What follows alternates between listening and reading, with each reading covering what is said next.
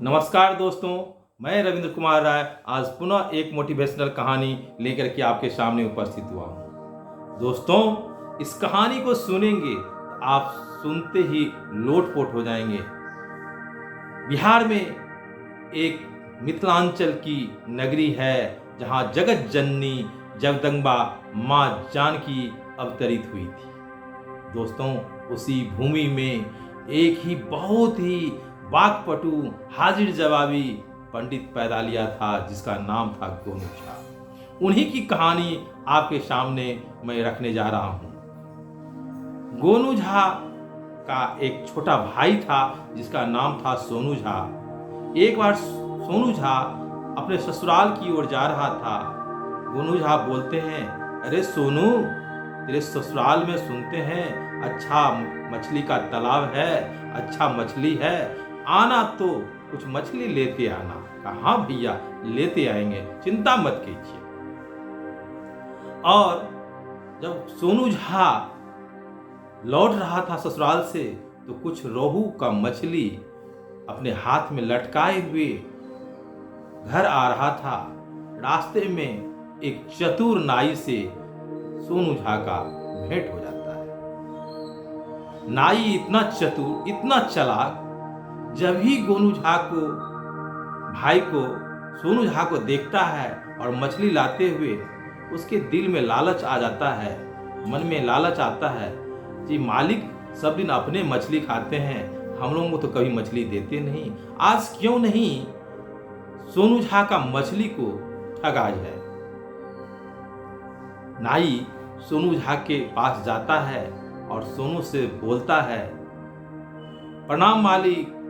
सोनू झा बोलते हैं, खुश रहो बच्चे। क्या नाई, क्या हाल है? कहा, प्रभु क्या हाल रहेगा, रोते कलपते बोलता है, ये मछली लेकर कहाँ जा रहे हैं? तो ये भैया बोले थे मछली लेकर के आना, ससुराल जाते हो तो वही लेके जा रहे हैं, बड़े चाव से हमारे घर परिवार के सभी लोग इसको खाएंगे। गोनू झा की इस वर्ड को सुनने के बाद ये नाई कहता है, रोते हुए बोलता है, मालिक आपको पता नहीं है? क्या पता? अरे बताओ तो, आपको सही में पता नहीं है? नहीं, हमको कोई पता नहीं। मालिक, ही मछली मत ले जाइए, ये मछली हमको दे दीजिए। कहा, क्यों? मछली मैं लाया हूं अपने भाई के लिए, परिवार के लिए, तुम्हें मछली क्यों दे दूंगा? मालिक आप सोचिए, ये मछली आपके लिए नहीं है, आपको पता नहीं है, आप झूठ बोल रहे हैं। नहीं नहीं, हमें कोई पता नहीं है। आप गांव जाइए, हजारों लोग की भीड़ आपके घर पे लगा हुआ है, लोग रो रो के बेहाल है। गोनू झा की पत्नी, आपकी भाभी रो कर परेशान है, पूरे गांव के लोग में कन्ना आरोहट हो रही है और आपको पता ही नहीं। भाई कौन सी का कन्ना आरोहट हो रहा है, कौन सी की रो रहा है लोग? कहा, माली बोलने में शर्म आती है, तकलीफ होता है, बोलने में भी ठीक नहीं लगता है, लेकिन बोलना पड़ रहा है, आपको पता नहीं है। आपको पता नहीं, गोनू झा स्वर्ग सिधार गए।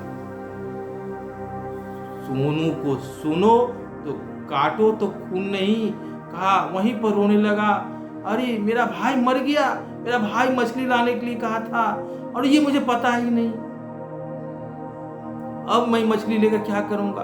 लो रे नाई को दे देता है। कहा, अब तुम्हें तो छुटका लग गया, अब तो हम इस छुटका में मछली खा नहीं सकते हैं। मछली नाई लेता है, घर जाता है, अपनी वाइफ को, अपनी पत्नी को कहता है, आज बड़ा भोज लगा है, आज हमने गोनू झा के भाई सोनू झा से मछली ठग के लाया हूँ, अच्छा से खाना बनाओ, अच्छा से मछली बनाओ, हम पूरे परिवार मछली खाएंगे। पूरे परिवार मछली खाता है, खुश होता है नाई। सोनू झा गांव पहुंचता है, आंगन में जब ही घुसता है तो भाई गोनू झा निकलता है। कहता, क्या रे सोनू, अरे मछली नहीं लाया? देख के ही अक्का बक्का रह जाता है सोनू झा। कहता है अरे बाप, मेरा भाई तो पूरे जिंदा, ये क्या यार मछली नहीं लाया। भैया का पैर पर गिर जाता है, भैया वो नाई जो है वो हमको आज ठग लिया, हम मछली ला रहे थे, ऐसी ऐसी बात है। कहा तेरा भाई तो मर गया गोनू झा, मालिक मर गए हैं।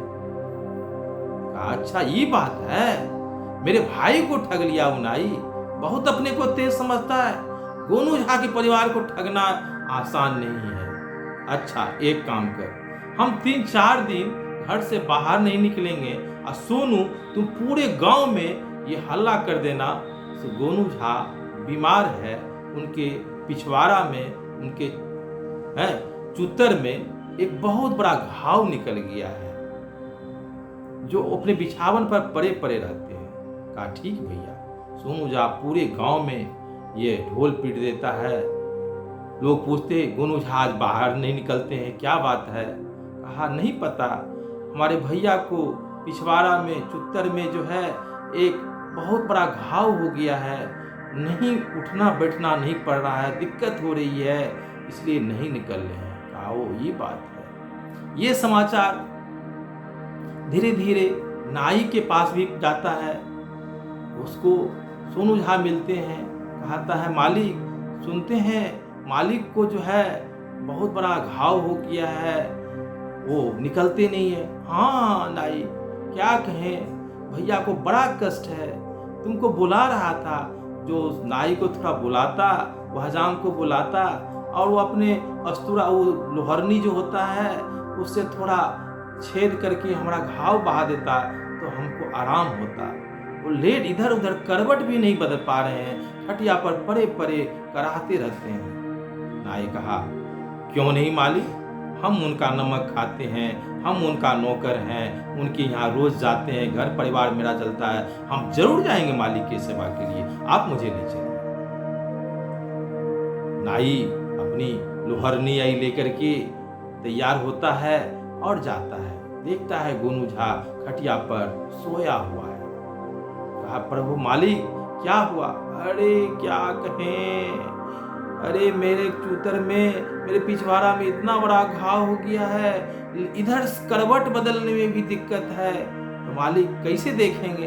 अरे कोई करवट भी नहीं बदल सकते हैं, एक ही उपाय है, तुम इस खटिया के नीचे में तुम घुस जा और मेरा जो है खटिया को थोड़ा काट करके, धोती को थोड़ा काट करके थोड़ा सा लोहरनी से वो छेद करके मेरा घाव बहा देता तो बड़ा कल्याण होता, मैं तेरा बड़ा नाम लेता। कहा मालिक चिंता मत कीजिए, हम आ गए ना, आप एकदम चिंता मत कीजिए। वह नाई खटिया के नीचे में घुसता है, नीचे में और ऊपर की ओर ऐसे करके देखता है तो कहा वो उतली जो है खटिया का उसको थोड़ा काट दो। और काटने के बाद धोती को कहा कि अब क्या करें, तो धोती हटाइए ना, ना धोती को थोड़ा वो भी कैंची से काट दो और उसके बाद वो घाव को थोड़ा बहा देना। वो कैंची से काटता है और मुंह ऐसे बा करके देखता है कि किधर घाव है। जब भी मुंह बा करके घाव देखने की कोशिश करता है कि गोनू झा उसके मुंह में विष्टा कर देता है, पैखाना कर देता है। नाई कहता है मालिक ये क्या कर दिए। कहा बेटा मछली खाया था, मसाला कौन खाएगा। इसलिए बंधुओं दुष्ट अपनी चतुरता इतनी नहीं रखनी चाहिए। कहता है सठे साठ्यम समाचरेत, सठ के साथ सठवाना करना चाहिए। वो ऐसा व्यक्ति पर हाथ फेर दिया जो इतना चतुर गोनू झा जग प्रसिद्ध है, उस पर ही माथा हाथ फेर दिया।